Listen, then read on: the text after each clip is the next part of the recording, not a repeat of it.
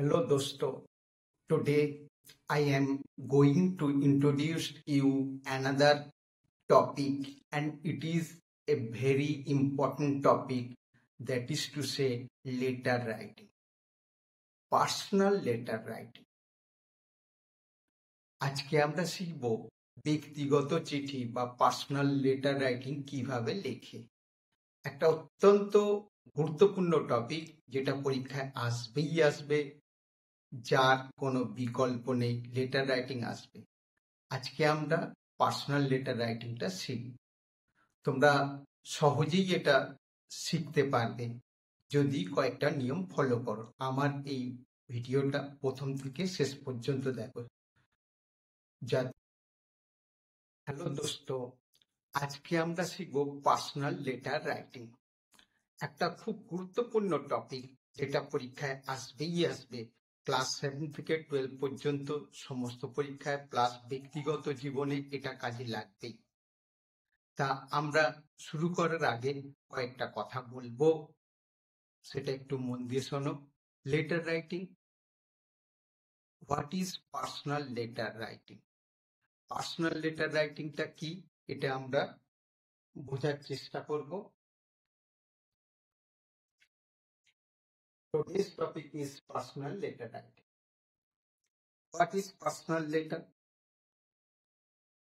The definition of a personal letter is written in such a letter written to friends, a letter written to friends, relatives, or someone close to us.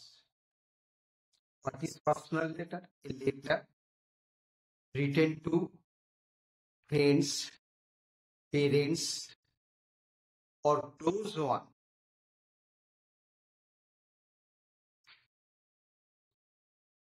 A letter written to friends, relatives, or someone close to us.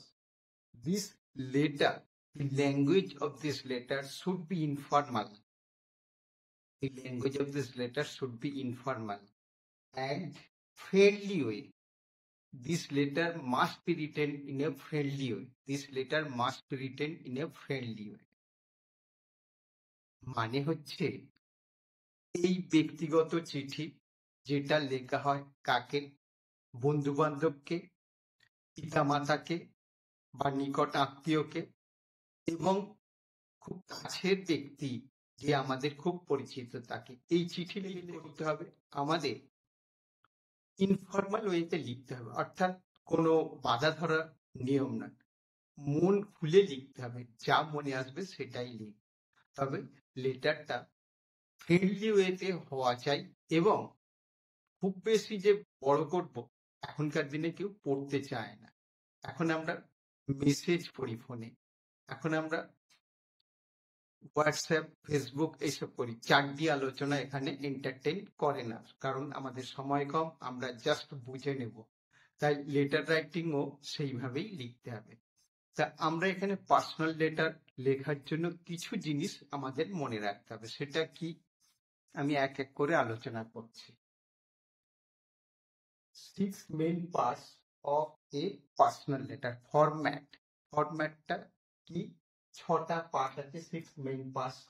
এক নম্বর হচ্ছে senders address. Senders address মানে চিঠিটার প্রেরকের ঠিকানা, অর্থাৎ যে চিঠিটা পাঠাচ্ছে, মানে চিঠিটা যে লিখছে তার ঠিকানাটাকে সুন্দর করে লিখতে হবে। ডেটটা দিতে হবে, কবে চিঠিটা লিখছে সেই ডেটটা আমাদের দিতে হবে। আর কি? স্যালুটেশন, অর্থাৎ কি বলে আমরা সম্বোধন করব, স্যালিউট করব, কি বলে সম্বোধন করব? My dear friend, my dear father, my dear mom, হ্যাঁ, মাই ডিয়ার ব্রাদার, এইভাবে আমরা লিখব। তারপর বডি, অর্থাৎ মেন টপিক। আমরা অন্য সব যেভাবেই লিখি না কেন, মেন টপিকটা যেটা লিখতে যাচ্ছি, অর্থাৎ চিঠির বিষয়বস্তু, সেটা যেন অত্যন্ত সুন্দর হয়, অত্যন্ত সাবলীল ভাষায় লেখা হয়। কোনো ধরনের জটিলতা, কোনো ধরনের বাধা ধরা নিয়ম যেন এখানে না থাকে। এটা ফর্মাল লেটারের সাথে তফাৎগুলো লক্ষ্য করবে পরবর্তীকালে। তাহলে বডি লিখতে হবে ইন্ট্রোডাক্টরি লাইন, অর্থাৎ একটা বা দুটো সূচনামূলক বা ইন্ট্রোডাকশন ভেবে এরকম লাইন লিখবো। তারপরে লিখবো কি মেন মেসেজ, কিসের জন্য চিঠিটা লিখছি, কি বার্তা দিতে চাইছি, কি বার্তা দিতে চাইছি চিঠির মাধ্যমে সেটা লিখবো। তারপরে কি লিখবো ক্লোজিং লাইন, শেষে উপসংহার টানবো, কিভাবে লিখবো সেটাও আমাদের খেয়াল রাখতে হবে। তারপরে আমরা আছি সাবস্ক্রিপশন, অর্থাৎ শেষে যখন আমরা শেষ করছি ক্লোজিং পার্টে চলে যাচ্ছি, তখন কে চিঠিটা লিখছে, কি বলে, আমি তার কে, কিভাবে লিখবো, যেমন yours lovingly, your friendly, your friend, your ever, এইভাবে লিখতে হবে। আর কি সিগনেচার, অর্থাৎ চিঠিটা যে আমি লিখলাম সেই নামটা কি হবে সেটা লিখতে হবে। Signature or your first name, এখানে কিন্তু যেহেতু নিকট বা খুব পরিচিত ব্যক্তির মধ্যে বাক্যালাপ, তাই আমি আমার পুরো নামটা লিখবো না, কি লিখবো জাস্ট আমার নামটা লিখবো। অর্থাৎ তুমি চিঠি লিখছো তোমার নামটা, অর্থাৎ প্রথম নাম, first name, not surname included, surname তাতে থাকবে না। তাহলে এই হচ্ছে চিঠির মূল বিষয়বস্তু। মানে পার্সোনাল লেটার কাকে বলে বললাম, তার ফরম্যাটটা কেমন হবে, 6টা পার্ট কি কি সেটা আলোচনা করলাম। এরপর আমরা বাস্তব দৃষ্টান্ত দিয়ে বা উদাহরণ কিভাবে চিঠি লেখা হচ্ছে সেই ফরম্যাট দিয়ে আমরা লিখব। তোমাদের এটা পরীক্ষায় আসবেই আসবে, 5 থেকে 10 নাম্বার থাকবে পরীক্ষার বেসিসে, এবং সেটা কিভাবে লেখা হচ্ছে সেটা খুব ভালো করে লক্ষ্য করবে এবং তোমরাও পারবে। কেন পারবে? এই চিঠি লেখার জন্য প্রচুর ইংরেজির জ্ঞান থাকতে হবে এমন না, শুধুমাত্র টেন্সের জ্ঞানটা থাকলেই যথেষ্ট। এবং টেন্সের উপর আমার অনেক ভিডিও আছে, তোমরা দেখে নেবে, দেখে নিলেই তোমরা বুঝতে পারবে। তাহলে আমরা পরবর্তী পর্যায়ে যাই, শুরু করো। একদম নিচে যাকে চিঠি পাঠানো হচ্ছে তার ঠিকানাটা খুব সুন্দর করে লিখতে হবে, তবেই চিঠি পৌঁছাবে।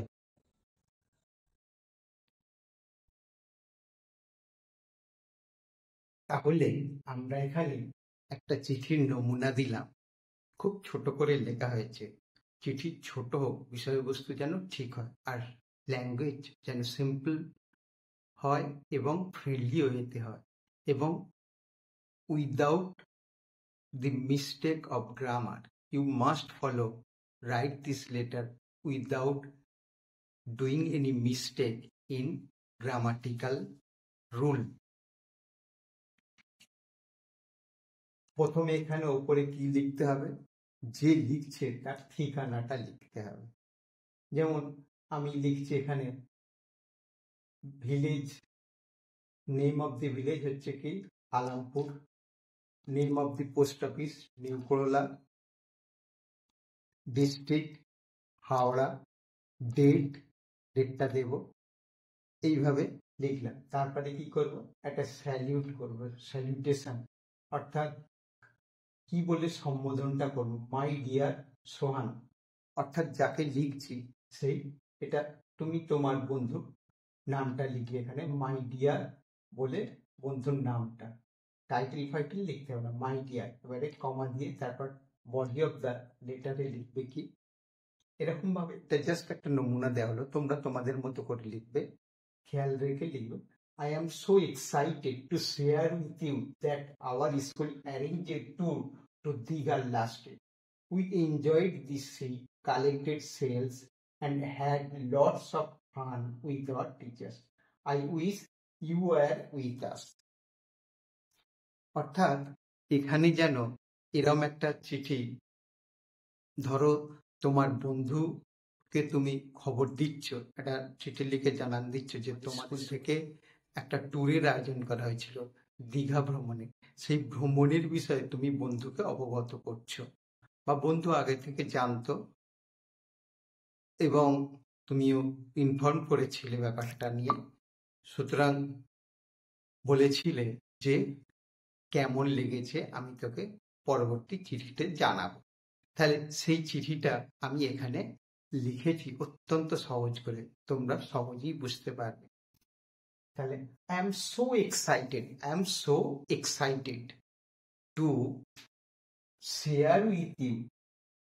I am so excited to share with you that our school arranged, আমাদের স্কুল আয়োজন করেছিল। ঘটনাটা ঘটে গেছে, পাস্ট টেন্সে লেখা হয়েছে, সিম্পল পাস্ট টেন্সে। Arrange a tour to Digha, একটা ট্যুরের আয়োজন করেছিল। কবে? লাস্ট উইকে, গত সপ্তাহে। উই এনজয়েড দি সি, আমরা সমুদ্রটা দারুণ উপভোগ করেছিলাম। কালেক্টেড সেলস, অনেক সেল কুড়িয়েছিলাম, সংগ্রহ করেছিলাম। And had lots of fun with our teachers, এবং প্রচুর প্রচুর মজা করেছিলাম। কাদের সাথে? আমাদের শিক্ষকদের সাথে এবং বন্ধু বান্ধব আর যারা গিয়েছিল, স্কুলের ক্লাসমেট যারা গিয়েছিল, ফ্রেন্ড যারা গিয়েছিল তাদের সাথে। I wish you are with us, আমি চেয়েছিলাম, মানে আমার ইচ্ছে, মনে হচ্ছিল তুমি থাকলে আরো ভালো হতো, দারুণ মজা হতো। এই যে এটা 7 থেকে 8 চিঠি, এরকম ছোট সংক্ষেপে এরকম লিখতে হয়। তাহলে এটা একটা নমুনা দিয়েছি, তোমরা প্রাণ খুলে লিখবে এবং গ্রামার মিস্টেক যেন না হয়, এবং পরিষ্কার পরিচ্ছন্নভাবে ফ্রেন্ডলি ওয়েতে বক্তব্য।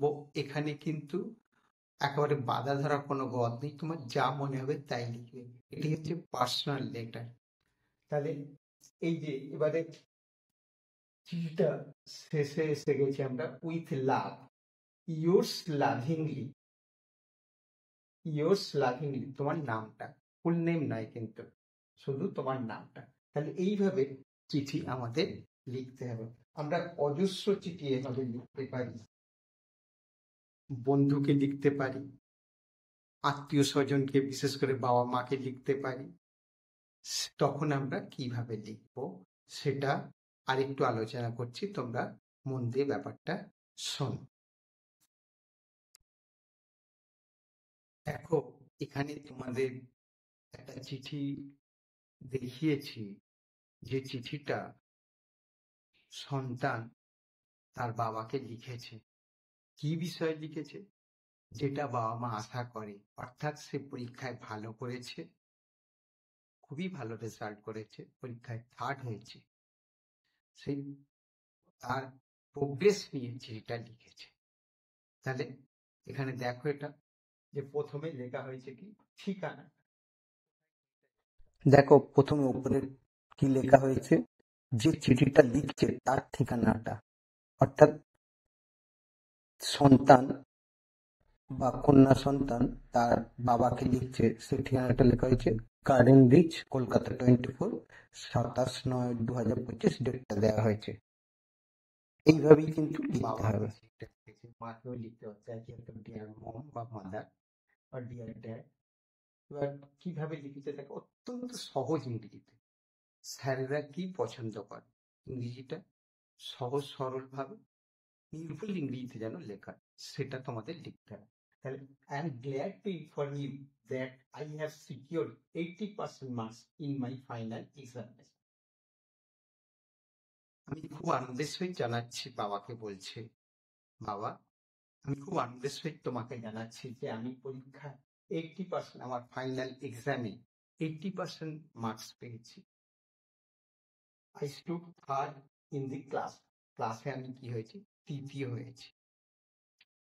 Teachers have praised my progress in mathematics and English.